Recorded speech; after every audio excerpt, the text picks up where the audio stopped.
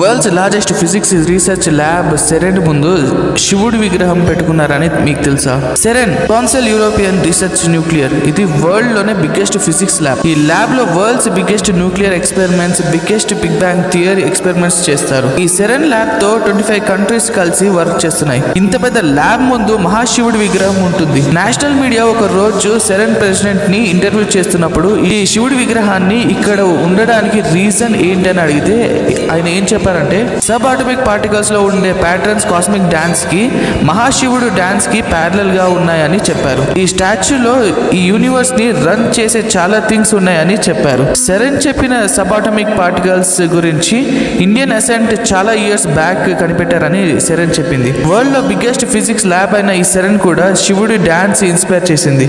అందరూ స్వామి హనుమాన్ ఫ్యామిలీ అంటే వాళ్ళ అమ్మగారు అంజనీదేవి అండ్ తండ్రి గారు కేసరి గురించి మాట్లాడుకుంటారు. కానీ ఆయనకి 5 తమ్ముళ్ళు ఉన్నారు. వాళ్ళ గురించి చెప్తా వినండి. బ్రహ్మాండ పురాణం ప్రకారం అంజనీదేవి అండ్ కేసరి గారికి స్వామి హనుమాన్ తర్వాత ఇంకో 5 కొడుకులు పుడతారు. 5లో మొదటి వారు శృతిమన్. ఈయన ఖగోళ శాస్త్రం అంటే ఆస్ట్రోనామీ, సాహిత్యం, లిటరేచర్, జ్యోతిష శాస్త్రం, ఆస్ట్రాలజీ అండ్ వేదాలలో గొప్ప పండితుడు. 5లో రెండో వారు మతిమన్. ఈయన గొప్ప జ్ఞాని అండ్ తెలివైన వారు. అంతేకాదు నెగోషియేషన్ అండ్ డిప్లొమసీలో గొప్ప నైపుణ్యం కలిగిన వారు. 5లో మూడో వారు గతిమన్. ఈయన ఒక స్కిల్డ్ అథ్లెట్. అంతేకాదు ఎంత ఎత్తు అయినా కొండలు అంత ఈజీగా ఎక్కగలరు అండ్ లాంగ్ డిస్టెన్స్ ఈజీగా జంప్ చేయగలరు. 5లో నాలుగో వారు కేతుమన్. ఈయన గొప్ప యోధుడు. రాక్షసులతో ఎన్నో యుద్ధాలు చేసి గెలిచారు. ఈయనకి అన్ని యుద్ధ కళలు అండ్ శాస్త్రాలు వాడడం తెలుసు. 5వ వారు ధృతిమన్.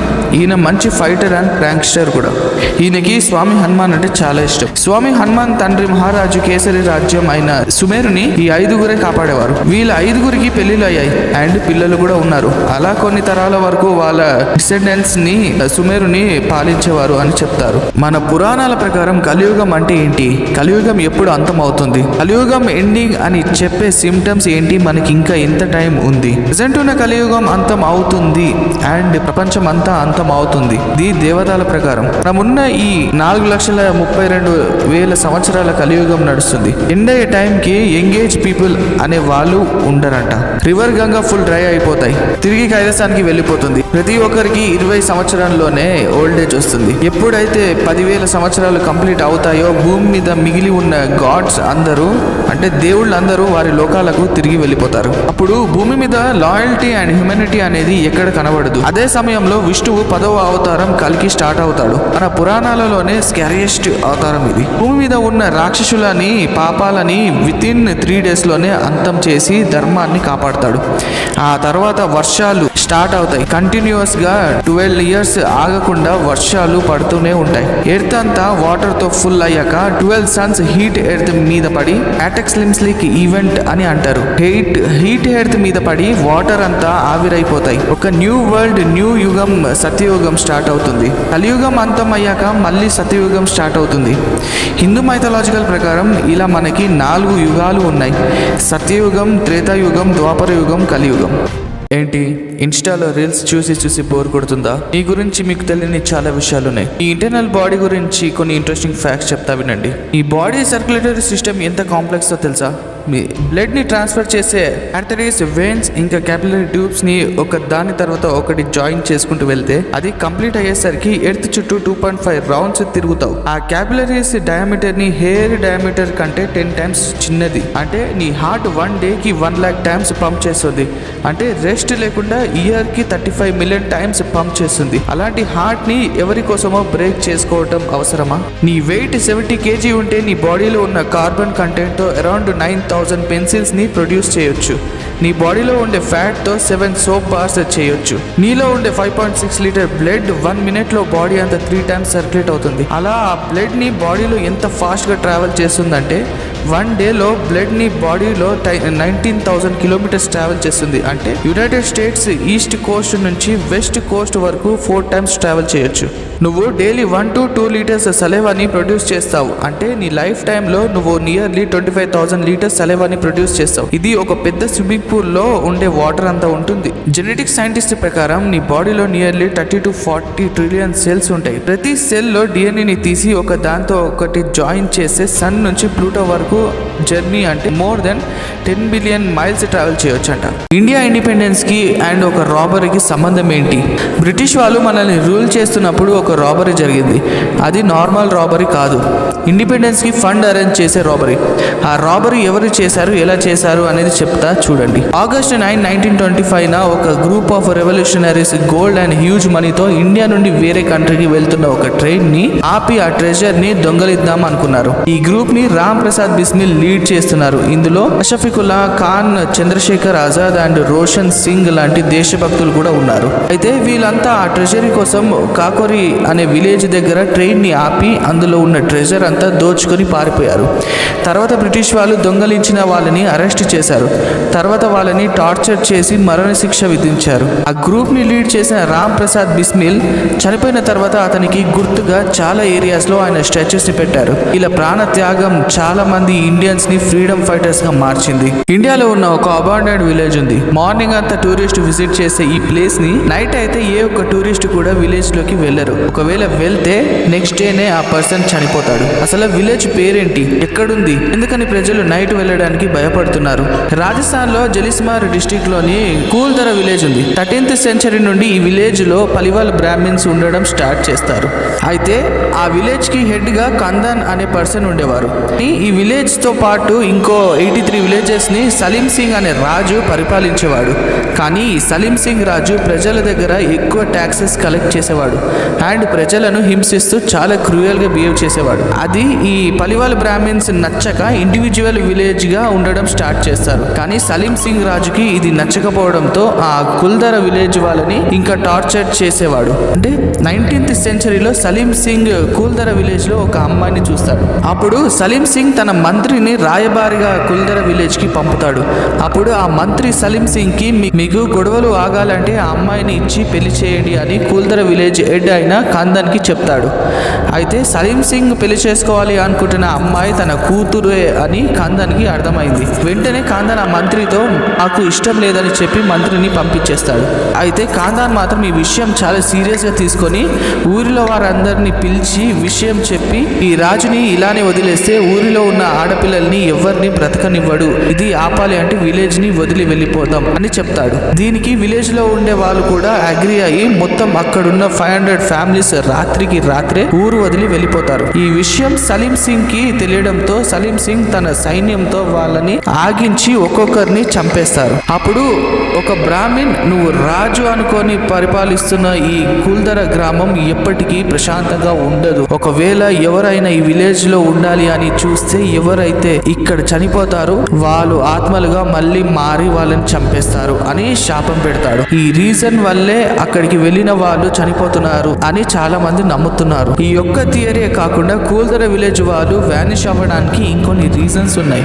అవేంటంటే కుల్దర విలేజ్ లో కలు అనే దయ్యం ఉంటది, అది ఇక్కడ ఉన్న వాళ్ళని చంపేస్తుంది అని, అందుకే ఈ విలేజ్ వాళ్ళు ఖాళీ చేసి వెళ్ళిపోయారు అని చెప్తున్నారు.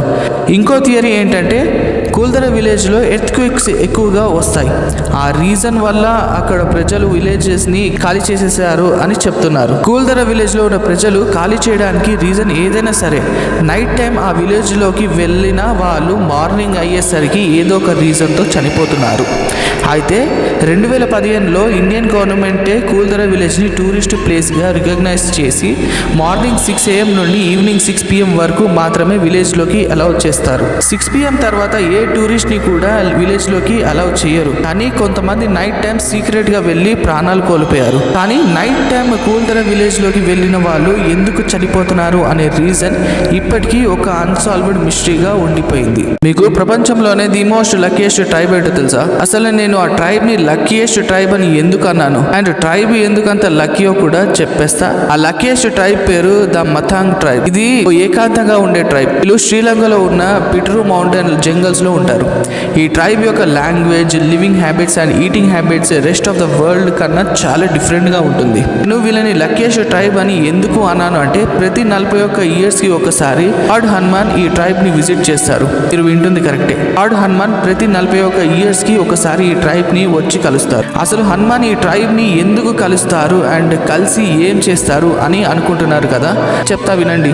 యుగంలో శ్రీరాముడు అవతారం చాలించిన తర్వాత హనుమాన్ అయోధ్య నుంచి సౌత్ సౌత్ ఇండియన్ ఫారెస్ట్లో ట్రావెల్ చేస్తూ శ్రీలంక వెళ్ళిపోతారు. అలా ఆ ఫారెస్ట్లో పిడ్రు మౌంటైన్ దగ్గర కొన్నాళ్ళు శ్రీరామ ధ్యానంలో ఉంటారు. స్వామి హనుమ ధ్యానంలో ఉన్నప్పుడు ఆ ట్రైబ్ వాళ్ళు స్వామికి సేవ చేస్తారు. సేవని మెచ్చి స్వామి హనుమ వాళ్ళకి బ్రహ్మజ్ఞానాన్ని బోధిస్తారు. అలా త్రేతాయుగం నుంచి స్వామి హనుమ ఆ ట్రైబ్ని విజిట్ చేసి బ్రహ్మజ్ఞానాన్ని బోధిస్తూ ఉంటారు అండ్ విజ్డమ్ని షేర్ చేస్తూ ఉంటారు. ఇప్పటి నుంచి ఇప్పటి వరకు ఆ ట్రైబ్ వాళ్ళు స్వామి హనుమ వాళ్ళని విజిట్ చేసిన ప్రతిసారి వాళ్ళకి స్వామి షేర్ చేసే నాలెడ్జ్ని ఓ లాగ్ బుక్లో రాసుకుంటూ ఉంటారు. అయితే few years back Sri Lankan research team వాళ్ళు ఈ ట్రైబ్ని స్టడీ చేస్తూ ఆ లాగ్ని డీకోడ్ చేద్దామని చూస్తారు. బట్ సో ఫార్ ఆ టీమ్ ఓన్లీ 1 చాప్టరే డీకోడ్ చేయగలిగారు. ఎందుకంటే ఆ ట్రైబ్ యొక్క లాంగ్వేజ్ చాలా డిఫరెంట్ అండ్ కష్టం అని అర్థం చేసుకున్నారు. అండ్ ఆ రీసెర్చ్ టీమ్ ఇంకోటి కూడా కనుక్కున్నారు. అది ఏంటంటే స్వామి హనుమ లాస్ట్ టైం ఆ ట్రైబ్ని May 26, 2014లో విజిట్ చేస్తారు.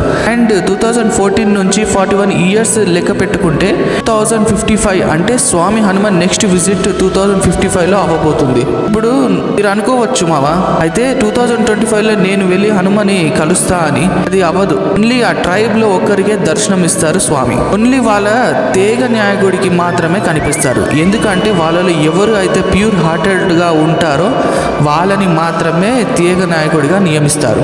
ఇంకొక ఇంట్రెస్టింగ్ థింగ్ ఏంటంటే వీళ్ళు వాళ్ళని కింగ్ ఆఫ్ అసురాస్, రావణాసురుడి తమ్ముడైన విభీషణుడి డిసెండెంట్స్ అని చెప్పుకుంటారు.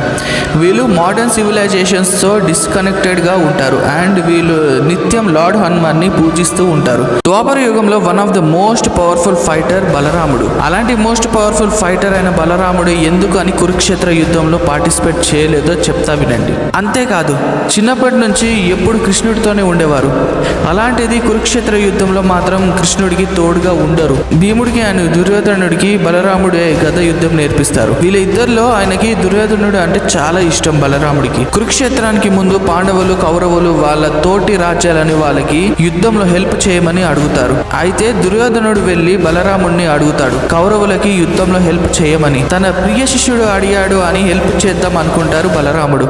కానీ కృష్ణుడు పాండవుల వైపు ఉన్నాడు అని తెలుసుకున్న బలరాముడు దుర్యోధనుడికి హెల్ప్ చేయలేను అని చెప్పేస్తాడు. ఎందుకంటే బలరాముడికి తెలుసు కృష్ణుడు ఎటువైపు ఉంటే అటు ధర్మం ఉంటుందని. అండ్ తన సొంత పరివారంకి అగెన్స్ట్ గా యుద్ధం చేయడం బలరాముడికి నచ్చక ఆయన దుర్యోధనుడికి హెల్ప్ చేయను అని అంటారు. ఒకవైపు తన ప్రియ శిష్యుడు అండ్ ఇంకో వైపు ధర్మం వైపు ఉన్న కృష్ణుడు. ఇలా వీళ్ళ ఇద్దరి మధ్య చూస్ చేసుకోవడం ఇష్టం లేక కురుక్షేత్రానికి కొన్ని డేస్ ముందే బలరాముడు తీర్థయాత్రలకి వెళ్ళిపోతారు. కానీ యుద్ధం చివరిలో భీమ అండ్ దుర్యోధనకి గద యుద్ధం అవుతుంటే దాన్ని జడ్జిగా వస్తారు. ఆ యుద్ధంలో భీముడు అధర్మంగా దుర్యోధనుడిని తొడల మీద కొట్టి చంపేస్తాడు. గద యుద్ధంలో ఆపోనెంట్ తొడల మీద కొట్టడం అధర్మం. ఇది చూసిన బలరాముడు భీముడిని చంపడానికి వెళ్తాడు. కానీ కృష్ణుడు ఆపడంతో ఆగిపోతారు. ఆ తర్వాత బలరాముడు రానున్న యుగంలో గద యుద్ధం కళ అంతరించిపోతుందని శాపం విధిస్తారు.